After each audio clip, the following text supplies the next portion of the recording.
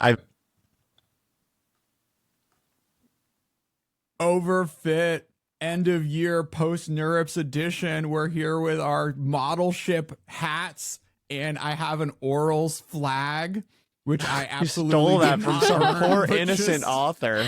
it was just lying on the table. Okay, I should have No, stolen they one. leave them out, and then people put them on their posters. I was just trolling you. but what is there really? Do people really not take them for their posters, even if they didn't win, or does everyone know who won? So Oh, like, that would there's be an mass enormous faux grifting. pas. People also go into the poster sessions and just hang stuff up for their startups, and like just try to advertise. The poster They're sessions are all the SF Wild Tech West. billboards. And like the meta is that you tell people to come to your poster, so you have a crowd early on, and then you're just inundated the whole time, even if your paper sucks. Yeah. It's I like do all think about that's having true. friends. You just We need to need to have st- people standing around and everyone will flock. Okay, we got to set the scene a little bit. Jasmine, you want to kick us off? What did we just experience over the past week? We experienced 25,000 people in hoodies and backpacks descended on the city of San Diego for NeurIPS 2025. The party sector, gas lamp. Every night, my Yes. hotel room was bouncing with Yeah. music, and locals who had to be so confused by the poor, innocent people grinding on linear algebra on their laptops at the ice cream shop that Jordan and I may or may not have inundated with questions at 11 p.m. after our party. Wait, you guys There were at interrogated one the point clubbers? 2 laptops. Oh, you didn't see this debugging photo? the code. I'm going to send you this. No. Oh my God. I mean, it was It'll so funny be the because you cover could. art. We'll you could blur out the instantly face. profile, It's going to be like- the cover art, though. It was an iconic visual. That's so good. When you see this photo, just know the context that we don't know them. Okay. I put it in the extended universe Okay. chat. Okay. Oh, wait. Okay. Jordan was taking a video of this poor innocent person just doing their homework, you know. Yeah, I mean, I kind of do feel bad for all the San Diego residents who just had to deal with like every single restaurant being booked out for some corporate happy hour for the entire week, every bar being swarmed by guys in backpacks, like nonstop. How much money do you think the Autism Spectrum Disorder Foundation raised? That is a good question. For context, Nathan put me on to the fact that the Autism Spectrum Disorder Foundation, ASDF for short, had a booth set up in between the convention center, the Midjourney ice cream truck, and the train tracks, which is fucking hilarious. And so we were certain that this was some kind of bit. And I go up to the guy and I'm like, hey, what's up? Like, this is so clever. And he's like, what are you talking about? And apparently the entire conference, people have been shouting, great location at the Autism Spectrum Foundation guys, and they have no idea what's going on. They were like, there's a lot of people here, so we thought it'd be a good place to raise money for kids' drawing classes. They had no clue. They're really nice. I hope some but I had high to roller explain it to bankrolled them. them. I I hope bet so, they too. didn't get money. I don't think so. Yeah. But I was literally trying to explain. I was like, well, like in San Francisco, if you're an AI, it's like a lot of people are autistic, so it's a stereotype, but it's a good thing. I swear. And it was a lot. Well, this kind of comes to the central tension of NeurIPS, I think, is on the one hand, there is so much money. You know, we threw this party on a boat with a handful of researchers who are probably the most well-compensated people in their 20s outside of professional sports in America. And then on the other side of this, you have these 25,000 people, the majority of whom are students who just Broke want grad to students. break into that. Yeah. And are They're like, I'm going to have to share a hotel room with my friend in order to make it to NeurIPS because my advisor can't pay for the hotel, but I figured out how to get a free registration online and I know how to find free food because I can sniff it out. I'm a pro third-year grad student. And the posters, like people like underneath the title of their posters will put like looking for internships, like summer 2026. So yeah, I don't know. Riddle me this, Nathan. How does the hottest industry in the universe also have struggling grad students? Well, there's a lot of them. I think grad student, like as grad students struggle, I don't think it's a problem specific to see like AI. I think what has happened in AI research particularly is that there's clusters of haves, like the likes of Berkeley, Stanford, CMU, UW, all have a lot of resources, and a lot of the students end up having like some number between 5 and 20% time industry collaborations where you're paid a percentage of what is a low AI salary, but if your starting compensation was 20 to 40K a year, you have a meaningful quality of life improvement on this. And there's just a lot of students out there, and I don't think there's a lot of incentives to give them money. And I think that it'll be interesting, especially technically speaking, to what extent they can be activated, especially by having compute. But I think that like grad students being poor problem is much bigger than just CS. It just looks particularly weird in AI right now. I mean, the gap it's is almost bigger. more remarkable on the other side that there even are people doing this basic research who are getting paid outrageous amounts of money. Like this was not the case 10, 15 years ago in this field. Yeah, there are many such cases where you hear about somebody at a company and the friend that's a manager's there, like, where are we going to push this person out? And then X big tech company offered them 1.5 million, and then they left and were happy about it. But the world goes around for some period longer. And everyone's also graduating now in like 3 to 4 years out of these AI programs, because if they can get an industry job where they're paid some like insane amount of money, they all do it. And so I think it also creates like when all your friends are leaving your program early, and if you're still in your 4th or 5th year, you're planning to go into academia, or you haven't found the industry job yet, then I think like you just feel viscerally this huge gap between like where you are still grinding away as a grad student and all of your peers who are now making, $500,000. If you're motivated and not at a top school, I tell a lot of people to just not do it. You have to be really in it for the AI PhD right now, relative to the opportunity cost of if you can get a job at a good startup and just go do that. Totally. Yeah, I kind of respect the people who are still in their AI PhDs. I'm like, wow, you must be really in it for the love of the game. Yeah. I feel like the other big thing whenever I ask folks like, oh, what's different now is that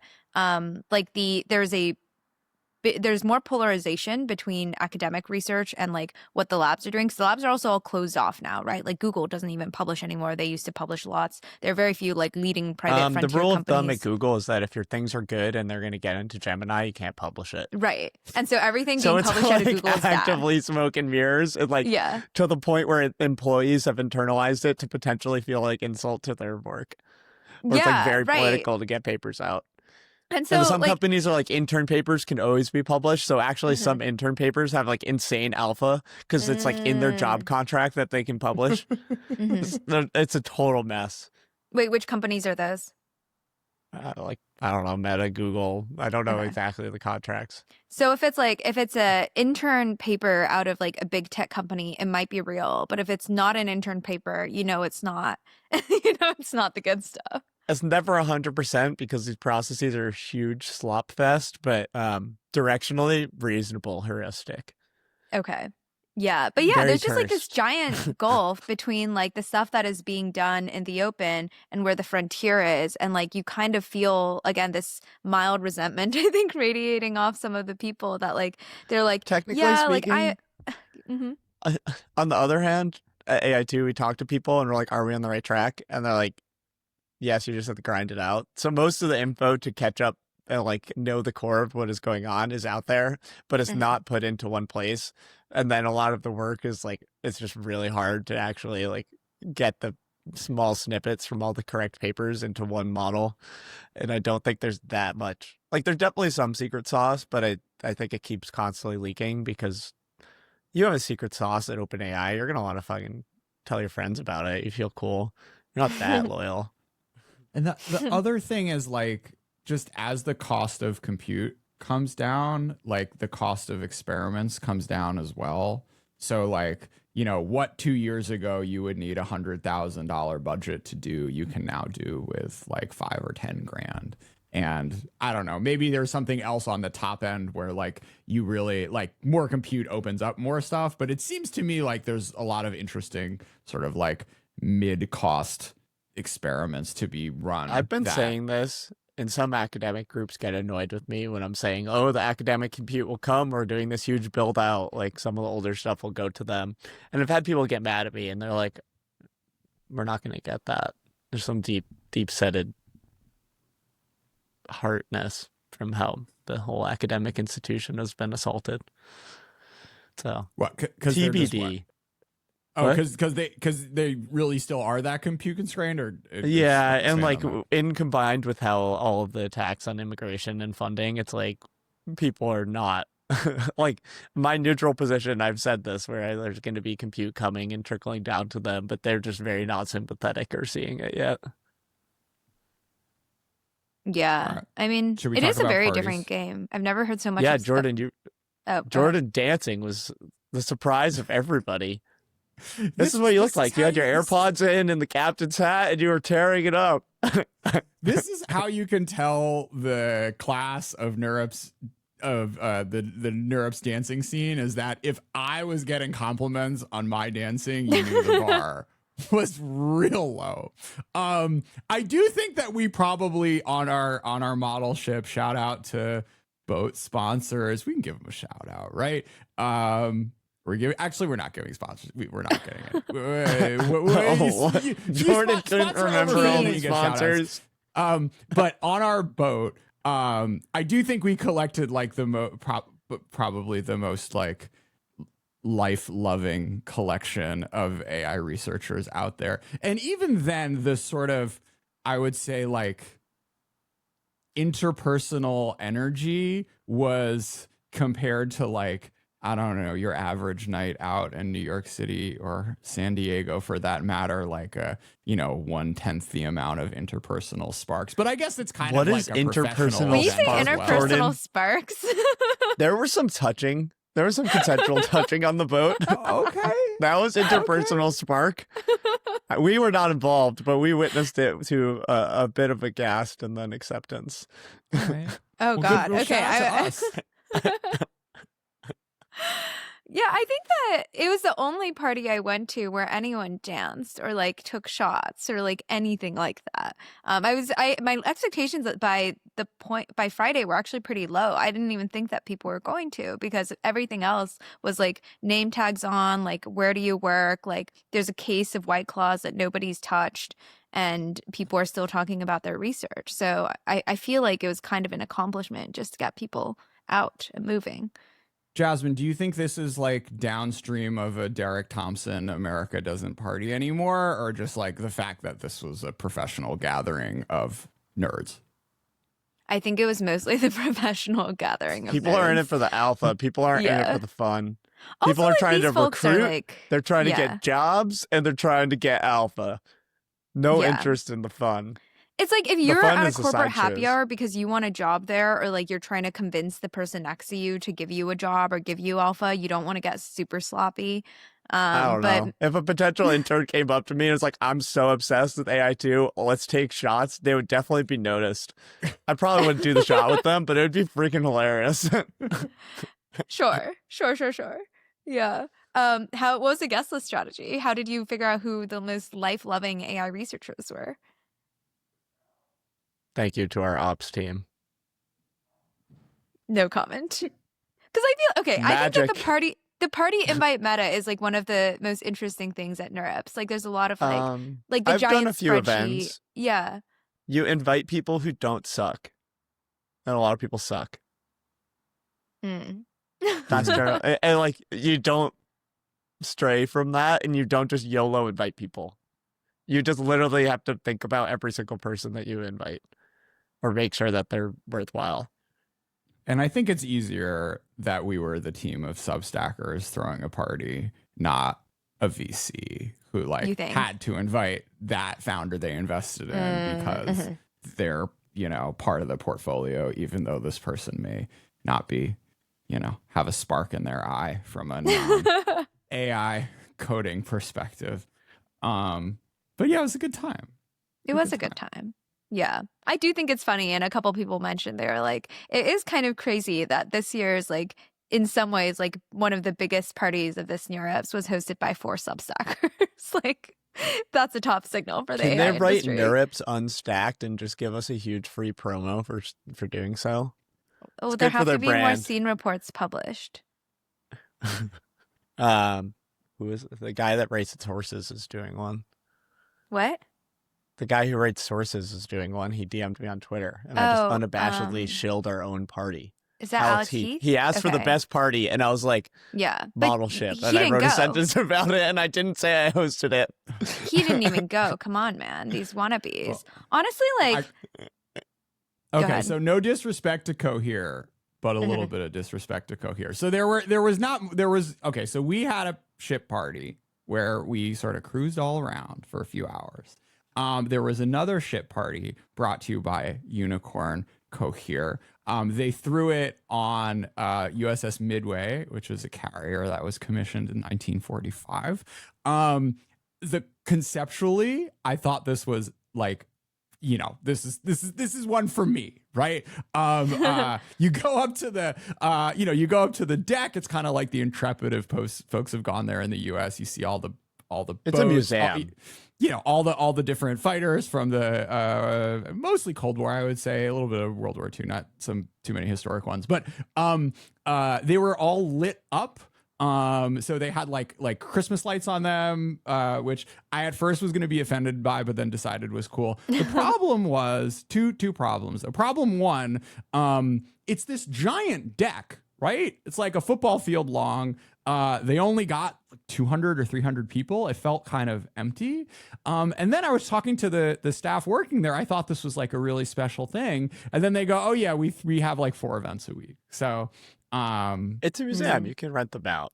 I think it's fine to have 4 events a week, but like a party's got to be crowded. I think that like they were really anal about not letting anybody on the ship. And so like my sense, what I heard is I was very empty inside. And like as soon as a party feels empty, it just kind of kills the vibe. It doesn't matter how cool the ship is. I Sounds played perfect. I Jenga can with a believe. handful of AI folks. It was like the most careful Jenga I've ever been a part of. I've never gotten one so high. The second round, I was like, all right, we're doing 5 The seconds or engineering less. skills. Yeah, exactly. Like That means there's too much engineering happening and not enough drinks. All right, Jasmine, what other observations? What are my other observations? I went to a workshop called Post AGI, which was basically, it felt like entering another dimension of NeurIPS San Diego because it's like I walk into a building and they've taken like the Berkeley and Oxford AI scenes and like fuse them and drop them into like this single building. Like immediately everybody's talking about how GDP is going to double every year after super intelligence. And I was like, where did you get a year from? And the person who's a prominent effective altruist is like, just vibes. That's how fast bacteria double. I'm like, oh, okay. No orals flagged for that one. Sorry, guys. This is like I was watching the Thinking Game documentary Yeah. that Google DeepMind put out. Yeah. First off, very cool that they have all this footage over years of just like their internal meetings, which is Yeah. something that nobody else is doing. But there's just like a transition 60 minutes into this where they go from like, we did it AlphaFold to like, we're making Gemini language models, and they don't explain the fact that they needed to do a major reorg and Demis culture does not shift because want to they were just explain or acknowledge they were this. just totally beating up the wrong tree. It's just like the hardest transition in terms of actual time ever. But Yeah. like a cool documentary to review stuff. So at NeurIPS, there are 2 general parts. Well, I guess 3 parts. There's one, these like big plenary session things where like Jeffrey Don't Hinton go to tells you those. about the future. Go to 0.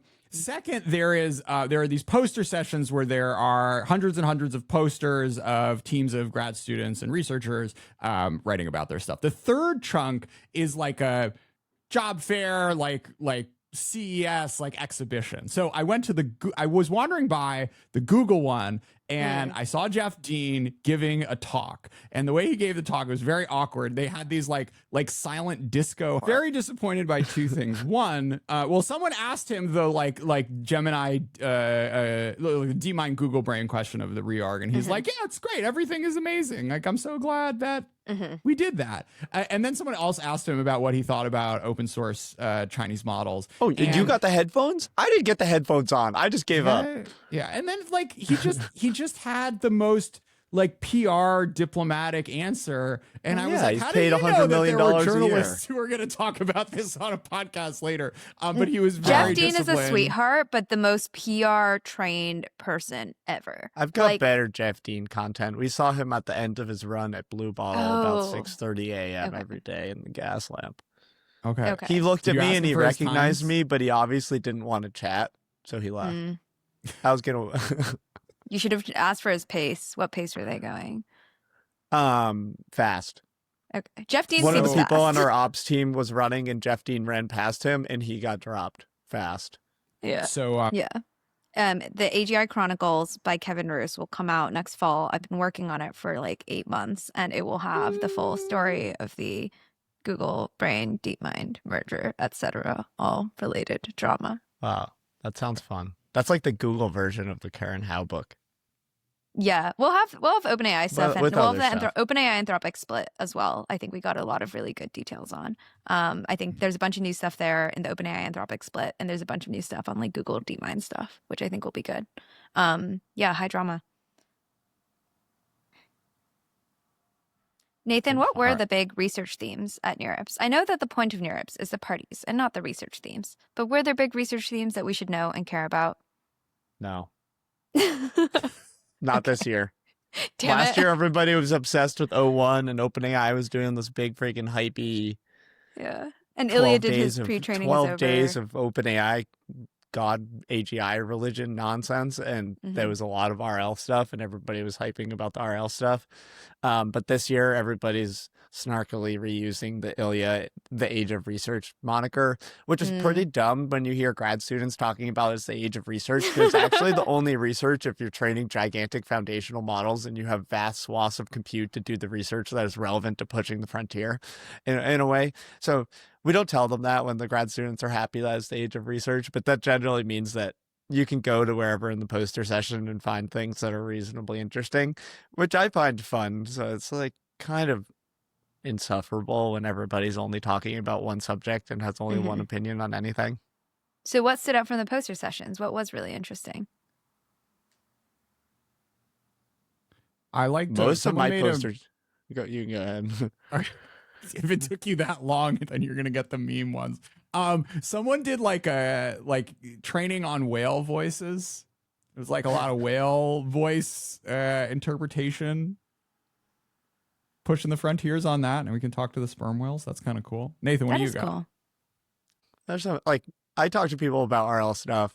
It's reasonable, very in the weeds, but like, it's nice to update my priors on it, but it's just like honing the craft more than re-steering my whole worldview. I think the other thing is like even our resident PhD Nathan, like the percentage of those papers that you can follow after 5 minutes. I mean, there's like an enormous amount of fields that are being represented there. That was Yeah, one of it's my fun insane. questions. I Like just don't go to asking- the ones I don't know anything about. It's like, okay, computer vision, like that's a cool thing. I guess you guys are recognizing images and whatnot. Did you guys see like the charts that website put out about like there's like some website where they did like the percentage of papers from different institutions, different countries, and also like different fields. So computer vision's like all Chinese, or it's like not all Chinese, but it's like China's like very heavily overrepresented in computer vision, for example. There is going to be some viral comms next year when it's going to be in Sydney. And this means that there is going to be so many Chinese and other people there from Asia relative to the US. So if you're plotting these with the proportion over time of attendees from all these photos, there's going to be a massive jump in Chinese attendance proportionally, while total attendance will probably go down.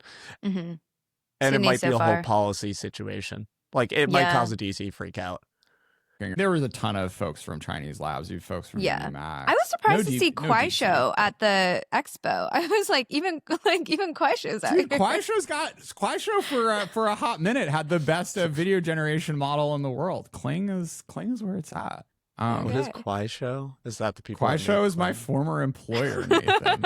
They were the OG short. They were they were the biggest short video app in China and the first short video app in the world, really, after like Vine, until ByteDance showed up and completely ate their lunch, both in China and around the world. But my sense is that people. My sense is like Sorry, go ahead. I opened the Brazilian market and recorded China Talk podcasts, and then they caught on to me and fired me. Understandable, you know. I love this bit of lore. I speak Spanish, not Brazilian. I tried to tell them that. Portuguese. To no avail. That's so funny. My sense is that like people in like tier 3 cities and below or like rural China still watch a lot of Kuaishou or something. Yeah, and they do exist abroad. Like they're in like Mexico, Turkey. They had a big Russia presence back in the day, I remember. Anyways, but yeah, Kuaishou was there, Ant was there, Taobao was there. The MBZ University of Abu Dhabi was there. Oh they yeah, a lot of like Institute sovereign for Foundation models. Stuff. I know they're trying to claim that they're a competitor to AI too, but after they launched their first model and did a whole bunch of press outreach as the UAE DeepSeek, I think that they're kind of going to be a little bit politically banished and it's unrecoverable. Yeah, at first I went to the expo and I was like, maybe I can figure out what the trends are by like figuring out like what the most crowded booths are. But then I realized that every time there was a big crowd, it was because there was a free coffee machine. And like all these people who presumably are like here to interview for like $200K a year plus jobs will wait 30 minutes in a line to get a free cappuccino. Personal strategy is not a strength of the clientele at these conferences. I see. So, the most depressing clustering thing for me. So Saturday morning, they start to have these workshops. I woke up at 8:00 after our boat party because the CEO of Unitree was scheduled to speak, Wang Xingxing, and I was like, "Oh my god, this guy's a fucking legend! Like, I can't wait to meet him." Turns out he's zooming in from China, which okay, understandable. But this was like a really cool robotics workshop. They had like a ping pong contest and a soccer contest, and all these winners were presenting there were maybe 15 people in there. Across the hall, AI for finance, packed. Hundreds of people aligned to get in. And I was just so sad that here are these like cool people pushing the frontiers. And I guess we're doing like high frequency trading because that's really what we're going to need AI for in the 21st century. I would say like a third of the booths were trading firms. Like Citadel, there are a lot of trading HRT, firms. Yeah, Jane Street with their like giant like glowy whatever thing. No information. Why did Renaissance Philanthropy have a giant booth? That was crazy. I was like, how much money did Renville spend on this So booth? they split it with like 5 other organizations. That's why. But it was just But why did Renville get the branding? I don't know, because Tom's got moves, man. Tom's got moves. Tom puts on a show. I guess like UKAC they split with, and so they were doing recruiting for that. Did you guys go to the UKC party? No, but I have in the past, and it's okay. A very good thing for them to do to kind of have this weird presence. They're way ahead of the game. I heard that, yeah, they're very aggro about invites, and I heard that they spend a lot of money on the parties, even though the people who work there get paid like $60K a year, which is like, I don't know, maybe you should pay your people before you spend all this money on the parties, but Brits don't make any money, so yeah. Wow, guess I get torched. They should pay their people more money. Oh, I heard that. I was like, what? Why do Jordan you work is the here? pay police. Jordan always calls people out on not paying enough. Just you wait till my show with Mike Froman of CFR. We ended the back and forth where he's like, Jordan, do you want to donate the money? Excuse me? What's Donate CFR? to CFR? Yeah, Council he's on like, Foreign would you like to Relations. endow the early researcher, like bump you to from 50 to 70K thing? I The don't know, Jordan Mike. Schneider CFR Fellowship. Hell yeah. Name it after your kid. There are worse places to give money. There are. There We'll are. leave it at that. That's true.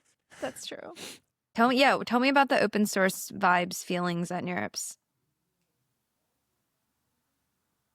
Like, it just doesn't feel any different than my day-to-day life, so it's kind of hard to like be like, oh, I was shocked by this. People, it's more of a focus point than it was in past NeurIPS, but the status quo of getting absolutely dominated in terms of actual use by China is still going. Yeah. I think It was sort of like, yeah. Oh, I was just going to say, I've never heard the word llama so many times. I forgot that llama existed. Oh, you because should they have all heard wrote it their last papers year. like a year and a half ago, Yeah. so everyone was still using it. Yeah. I guess like the sort of the real, like the final 10x of the valuations of Anthropic and OpenAI, I didn't quite feel it. I don't know. This didn't, like, the last time I was at was in New Orleans, so I guess 2 years ago, and it didn't feel like 10x more bubbly or like 20x more bubbly. It just felt like the same kind of big thing. So I was expecting more bubble energy, frankly. For better I or don't know. Our worse. boat party was fairly bubble energy, if you That's ask fair. me. That's fair. Apparently at NeurIPS 2017, which was in Long Beach, I believe, some company booked out a club and invited Flo Rida to DJ and whatever. And at one point, it's just like all of this packed room full of like dudes like with their backpacks still on, all white and Asian guys. And then all of a sudden, Flo Rida gets a bouquet of flowers, and he's like, "Yo, where the ladies at?" And the room just goes silent because there are no ladies in the room. And then he tries again. He like looks around and he's like, "Yo, make some noise." And the room goes silent again. And then he just gives up and starts throwing out roses into the audience. And David was like, "That's the top signal, not this." And I was like, okay. For what it's Fair. worth, it was okay. So it was Intel, which is great. And for what it's Intel. worth, the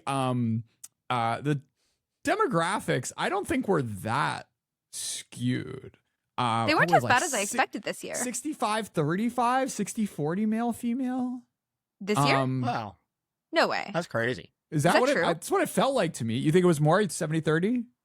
I thought it was Yeah. like 80-20. Okay. But You're probably Yeah, more perceptive than we are. I think that men in male-dominated industries tend to be in a 70-30 male-female room and say it's 50-50. So, That's fair. because it's I just mean- like, oh, there's a couple women out here. What was more striking was like maybe 30 to 40% Mandarin speakers. And Oh, that was fun. like, you walk not- around and there's just like tons of people talking everyone's just Chinese speaking in the Chinese. poster session and stuff. And then like 0 Hispanics, 0 Black people. Yeah. Which is weird. It's not Yeah, great. I mean, Modelship had this artist, Leo Chan, do this project where all the attendees would like have their face scanned and combined into like a portrait of the average attendee. And it's just like a Asian guy who's like 30 with very faint glasses, Yeah, pretty much.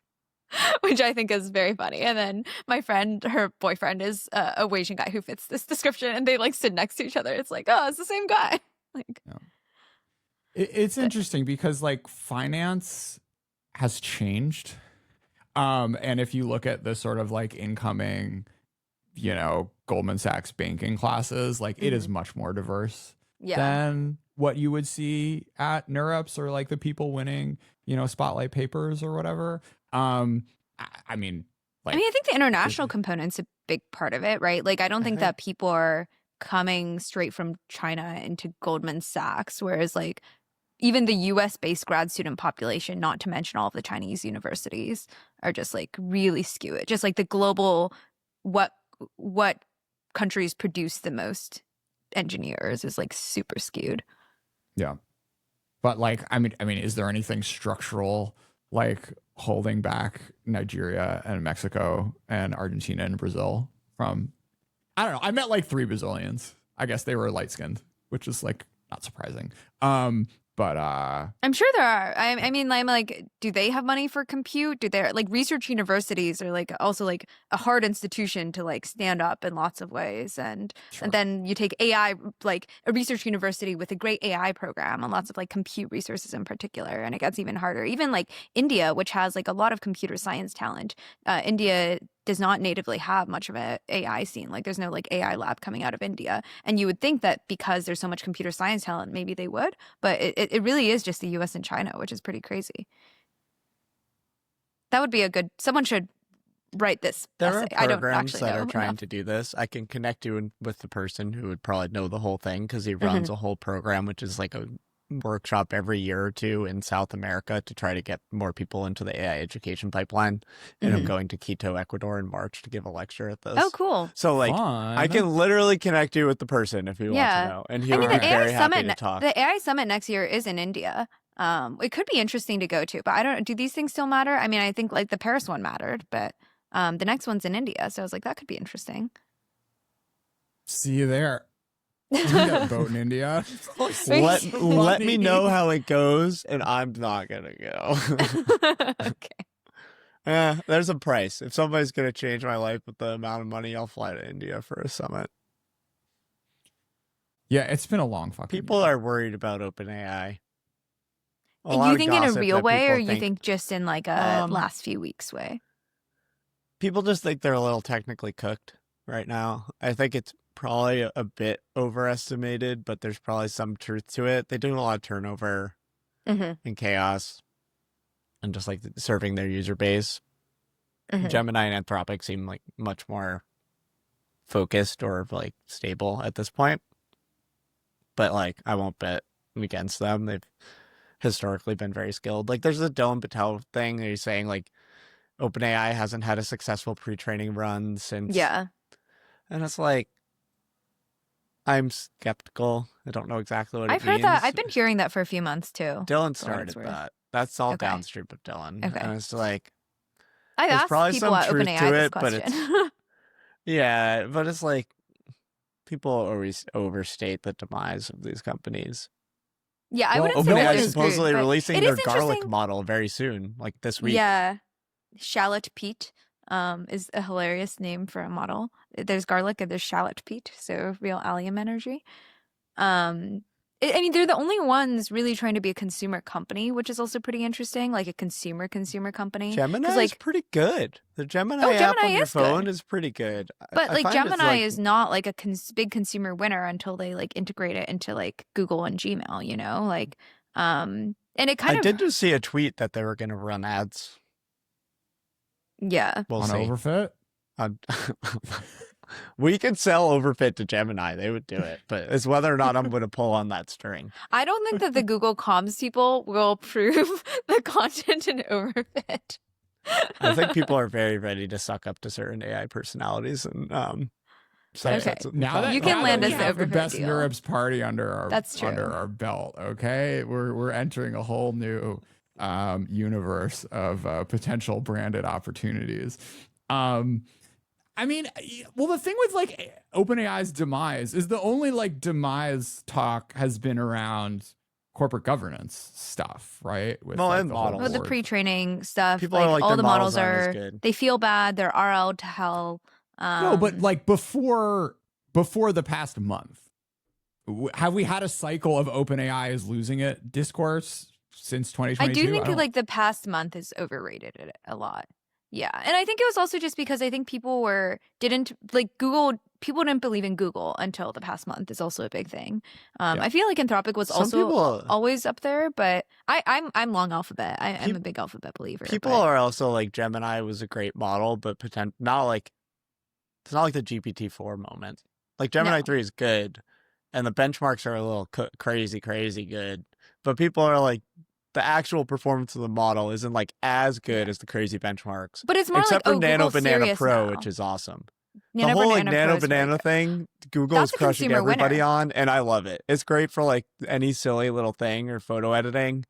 Like OpenAI's Ghibli nonsense has been totally crushed. Like no one thinks I about think that. it's more that people like assume that Google's bureaucracy and internal fighting, of which there is a lot, would get There is. It's just get in Sergey the Brin way. chasing down researchers who he thinks Yeah. isn't contributing, or some researcher that's going to publish a paper he thinks that shouldn't go out. Sergey Brin's going to email that guy's manager and be like, "Yo, what the fuck?" And that's some serious level of chaos within Google. But I like don't that, think it's it worked. necessarily like Sergey did too save much. it, but like I think the thing that Gemini did, it's not just that it's a good model, it's that people realize that like, oh yeah, Google can get past how bureaucratic they are and like all of that cruft. Because I think a lot of people assume that the internal Google bureaucracy would prevent them permanently from shipping anything good. And that's obviously not true anymore. They're locked in now. Sergey's locked in. Demis is locked in. They're all locked in now. And like Google fully locked in with all of the resources and the like data advantage that Google has. Like Google has the best, like they have spent the past like 25, 30 years refining like the best web scrape in the entire world, like knowing every single piece of data, how good it is, how credible it is, where it comes from. They weren't allowed to use like Google YouTube data. They prevented themselves from using Google data and YouTube data for a very long time. I'm pretty sure they've like gotten rid of all of these like weird internal walls. Once they leverage all that shit, everybody else is fucked. Like it's kind of amazing. I remember Ben Thompson calling for Satya's head. Not Satya. Satya's head? Racist Sundar? Jordan. Sundar's head. Everyone was calling for Sundar's head. Yeah, and I mean they like Sergey came back, like they're fucking going at it. People joke that when Sergey first started showing up to the office, some of the young Googlers didn't know who he was. They're like, who's that guy over there? Like, why is he fucking around in our cafeteria or micro kitchens? But yeah, I think like Google being serious, and then also people now know that Anthropic is actually making a fuck ton of money with enterprise stuff, and I think that people like were more worried about like whether Anthropic was going to be able to financially sustain itself or something like that. But now it's like, oh wait, enterprise is I have actually a not really been good worried game. about Anthropic in a very long time financially. I mean, you were correct on that. Yeah. Like, Congratulations. Okay, I don't know where you're I'll getting. give you $1,000 for the hedge fund. Nathan. I'll happily be your No, you first, got the wrong investor. interconnect to blog. You give your money to interconnected. That guy makes a fucking crazy return yeah. on his investments. yeah. I just think that like OpenAI, like being the mass consumer product is like not that fun of a business to be in. It's like the Facebook business to be in, right? Like it sucks. Everyone hates you all the time. You have to like cater to all of these like stupid people with different interests and low levels of literacy. And like, it's just like, it's like a very messy world to be in. And they're just Low getting levels started. of literacy. I meant tech literacy, but like that too. But I'm just like, dude, it's really hard to serve a global user base. Like it's so hard. Let Like rip, Facebook man. had to deal with this shit and it sucks. Like I'm not saying they Oh, did a good yeah. job. It's just a very hard problem. Like thank God Anthropic just has to serve like enterprise guys trying to do coding faster. Did you Like, guys that's read way the book easier. Careless People? I have it on my shelf, but I haven't read it. Is it good? It's good. My mom's been pitching it to me. She's like, You should "Jordan, read you it. have to I listened to the understand." audiobook, which is from the author, which was good. And it's like, Okay. if you think OpenAI is just round 2 of that, I could buy it. Yeah, I mean that's my take. I think it's round 2 of Facebook. Like the consumer shit, just like all the people, congressional the CEO. they're the same people. I mean, it's so funny. Half the shit that they ship, for example, like they were like, you can do ChatGPT group chats now, and like it's so funny because when I was a consumer product PM, the thing that the thing that we all know is that whenever your virality score is too low, like your K score or whatever, you have to your K factor, you just add an invite button, and you think of a stupid way to add an invite button and get people to invite their friends, and just like if you just like applied the like default meta Facebook product playbook to ChatGPT, you could probably map out their next like 2 years, unless like Sam really like cracks a whip and it's like, guys, just make good models. Like we gotta stop. All with right, this Jasmine, stuff. let's hear it. What? Play it out. Are you going to join what are we OpenAI as a gonna get? PM and take $2 million? Oh, I wish. I don't wish actually. We can make that I mean, happen. Yeah. So like, I think they're gonna get way more aggressive with the notifications. Obviously, like I think that they. Like ChatGPT has to start messaging you proactively about stuff that you've asked about before, or just like sending you updates. Well, until that's they a have really big ads, one. getting more engagement doesn't really help. Sorry. Until they have ads, getting more engagement just makes their gross margins worse. Maybe. I think like stickiness matters. But yeah, I mean, I think they will put in ads into the free product, right? Like the free product will take ads, probably the subscription products won't. Free product will take ads. I think they'll all start just like messaging you proactively. I think that there's like probably some internal fight at the companies where people like the PMs want to do it and like the other people don't. But like the problem is that like with a tool app, people don't like proactively go to it enough. There are a lot of people who have tried ChatGPT once, who have turned off, haven't tried it again in 2 years. And like, how do you get those people back? So another one is like starting to like email and like send stuff to like all of the people who have turned off ChatGPT, which would be like pretty annoying. But like at some point, if they get desperate, they'll adds do it. a Grok style anime waifu? I know a lot of people probably go back for that. Sam said he was open to the sexual content, right? I mean, yeah, just need to animate the it. real PM lever to pull, Jasmine. Yeah, totally. Okay. It's just on the one hand they have like, oh, they're all worried about people like going crazy and having ChatGPT psychosis. On the other, you want those engagement numbers to go up. How many people text their friends every single day? I would assume that is like a TAM of 7 billion people. I mean, that's right? why all the like nomies and the characters do so well. And the nomies and the characters already do like they have their characters play hot and cold with you. So like they'll message you, they'll love bomb you, and then they'll kind of withdraw, and then they'll be like, I miss you, and send a push notification, like, where have you been? And then you'll come back and be like, dude, where the fuck were you? I miss you. I was like on the Reddits, and they all do this shit. So like OpenAI or Grok, if they feel really desperate, they can start doing that too. Like, you know? Anyway. It's so dark. Yeah. But I think a lot of it, I think like starting conversations with you and getting push notifications on will probably be like that, and ads feel like the two big ones to me. Like ads in the free product, proactively bringing people back with all of the like growth things. Yeah. I mean, it's worth reading Ben Thompson about his ads and ChatGPT thing. I don't pay attention to a lot of the other stuff, but he's definitely right. And then it's like an opportunity cost and time where they haven't done it yet. So now like the product is better. And when they add it to the free users might be annoyed if the ads suck. So it's like a bit of like and especially when they're already starting to face growth pressure from Gemini, where it said like their usage numbers were going down after the latest Gemini app. It's just like a lot harder to do that when you're no longer in an unassailable position. Yeah. So it's like they needed to have already done it, and now it's just even harder. Yeah, I agree with. I think they'll get the ads in. All right, let's end on our Christmas wish list. What do we hope for AI related in 2026? DeepSeek V4. Are you still a DeepSeek believer? Yes, but they're not unique. Like I don't think they have like you see this in the US labs. There's no one that's like obviously way better. I think it's like they're good at what they do. It's a little unclear of what they're doing. Their models have taste, but it's not like game changing. It's on my wish list. I'm happy. I'm excited about self-driving abundance, which is not the same as LLMs, but like we got Zoox's robotaxis and Waymos in SF now, and I want all of them everywhere as fast as possible.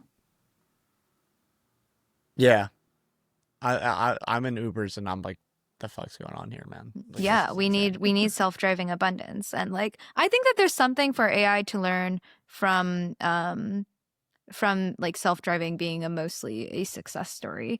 Like build stuff that just like works as better as obvious. Like I don't know. There's like something to it. I mean, I'm more worried about stuff next year. Like I'm worried about the AI populism stuff, to be honest.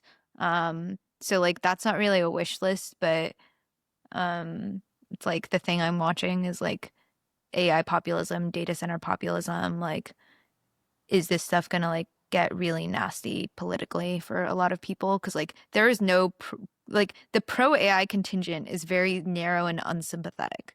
Like even like I am probably considered like relatively in the pro AI contingent, and like no one's like no one on the left or the right I'm gonna is like kick you off this podcast. no one's yeah. But like no, like I don't know, Jasmine. I think so? the sort of like the user hatred of you know, there's this great study where like people asked teenagers and college students how much they would pay to have Instagram like be like deleted from the universe, right. And people were like hundreds of dollars. Yeah. I don't think ChatGPT users feel the same way about ChatGPT. Or I would be, that would be very surprising to me. You know, one funny thing that happens at NeurIPS was like a Berkeley sophomore comes up to me and he's like, "Oh, I love your writing, like blah, blah, blah, blah, blah." And I'm like, "Oh, thank you so much." And he's like, "You know, I really wanted to be a journalist when I was younger." He's a CS guy now. And I'm like, "Oh, cool. I mean, like you should write." And he's like, "You are so lucky that you went to college before ChatGPT because you actually got to develop your skills." It's like, I didn't develop my skills in college. I was awful. Like he was literally just like, "Oh yeah, my whole generation, because we went to school after LLMs were already like better at writing than most of us, like I just don't try anymore." It's like, that's so sad. I don't know. Skill issue. I mean, I hope so. I hope but like maybe there is something to, like, maybe it's easy for us to say because we're better than the LLMs now. But if you were like 16 and the LLMs are better than you probably. So that's true. That would I think it does need feel different. mentors. I mean, like the Yeah. thing is, if you were mentoring somebody right now, like what you're trying to develop is like a sense of AI and how to work with AI, and eventually it'll stabilize a bit, and then you will take the time when it is more stable to do the hard work to develop the skills that fill in the gaps left by AI. But it is totally fine to feel like you're bouncing around in the context of AI because everything changes, and you don't want to feel like you just did this whole opportunity cost to like learn something you don't need to. I think the other thing with writing, right, is like I write, you know, in high school, I wrote for my high school newspaper. And there was not like a way in which I could, and in college, I wrote for my college newspaper. Like there was not a opportunity for me to like directly compete in this like, you know, Darwinian content universe. I was just sort of writing at my level, like edited by my peers, and it was fun and low pressure. And I can totally see from the perspective of like, okay, like it's a super democracy now. Like everyone's on Substack. Then like if you write on Substack and you know your thing isn't going to be good because you're junior, same as like if you're on high school and you're like, instead of like doing like little documentaries, like you're shooting shorts and you're not as good as the people who are going viral, and your friends see that your video has like 15 views, they're going to be like, oh, like, you know, I mean, it's harder when you're immediately thrown into this like he has global a Substack content and competition. he has blogged on his Substack. And one of the things he told me when we were having this conversation, he's like, "I wrote one of my Substack posts with AI and it mogged the other ones." Which is such a funny Gen Z-ism, but like, you know, like it did. And then I was talking to another kid, a 21, 22-year-old last week, who's super smart, like just like super knowledgeable, one of those like crack 22-year-old classic SF kids who has a Substack about like niche science topics. And most of the posts are not written with AI, but two of them are. The AI one outperformed all the others by like 5x. It was crazy. To me, it was very obviously. Have you seen the rumors that like the Death of Corporate America blog post that has on Substack that was like super viral was written by AI? I haven't people seen that got all blog mad post, about it, but it's like, if it's this- good content, it's good content. But the thing is, like, it just really was like, I think like with this kid too, he was so smart, and like the fact that his AI written blog post like just outperformed all of the other Substacks was like very depressing. I think the smart people who like read a lot will read it and be like, "This is slop," but like a lot of people just don't realize, and so yeah, most it of is the Substack demoralizing. audiences are just slop. They don't read. Yeah, most people don't actually read. I want to think undo on myself Substack, about though, AI. You know, there's going to be a point where like, you know, Is it it's slop be an if it's AI instrument. written and then I do a masterful human voiceover? What is the slop factor? Well, it's just going to be I think that, you know, we're going to get to a point where it'll feel samey, and then part of the game is going to be like injecting a unique voice into the AI inflected. Until we have all of the products that fine tune on your own writing. But and then that stuff, I don't even know if it's bad or not, but like we'll just all have models fine tuned on our own voice, and they will sound just like us and unique. Yeah. And we still don't have to do any writing. And those are all being built right now too. Yeah. Predictions?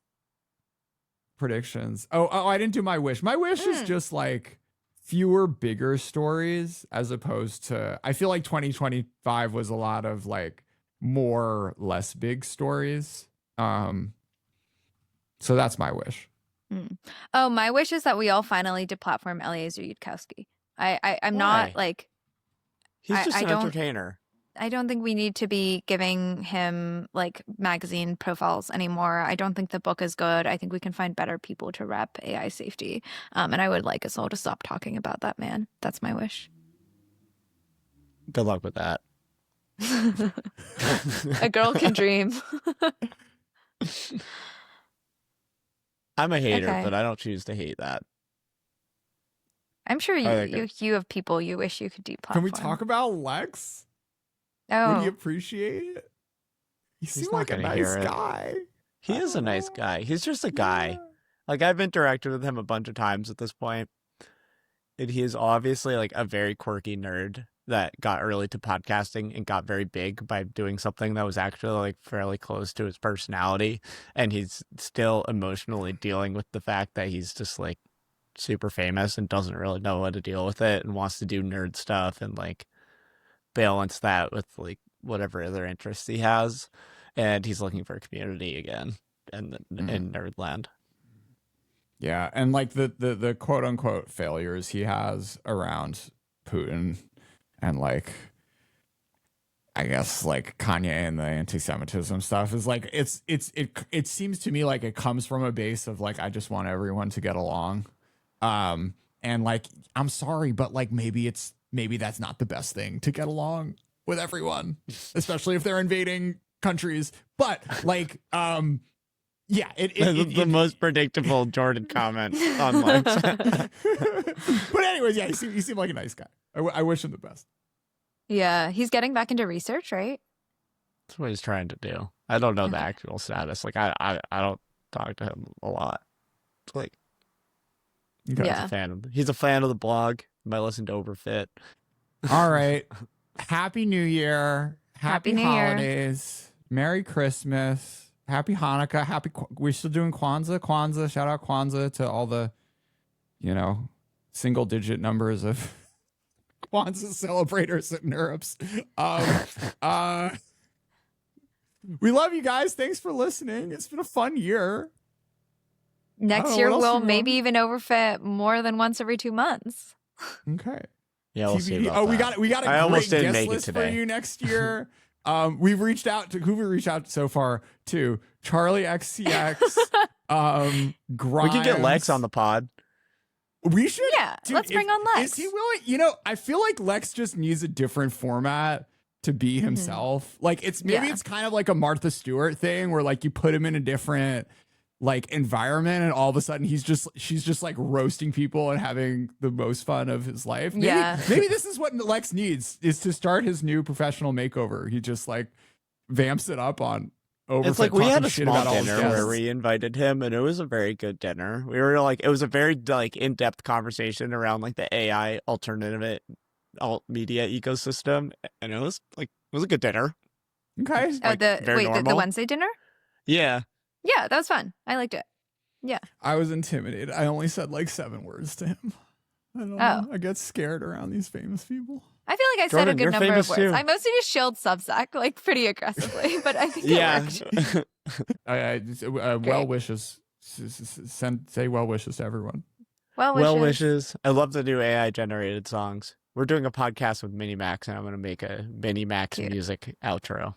Yeah. With their Wait, if we're owl. cutting it, who is hooking up on model ship? I have no idea who they were, but there were 2 people. They looked a little European that were like, Alessia and I were just like doing some dancing, and then we would both look and be like, we're too married for that, but that's good for you. Okay. Catherine was All like, right. there's going to be model ship babies. And I was like, what? Oh, I gotta leave that in. We gotta leave that in. That was Catherine, fine. I'm going to kill you. You should leave it in. It wasn't me. It was him. That was it. Okay. Goodbye, everyone. Okay. Bye. All aboard the SS model ship. 4 kings pulled up to the harbor with the mission. Let's go. VCs throw parties with terms and conditions. Boring. Swakes in the Alessio, some late in space demon. Nathan's all got the haters fiending. Jordan Schneider, China talk, Dylan paddle silicon. Your whole fun couldn't buy the aura we're floating on. One queen, Jasmine got the crown.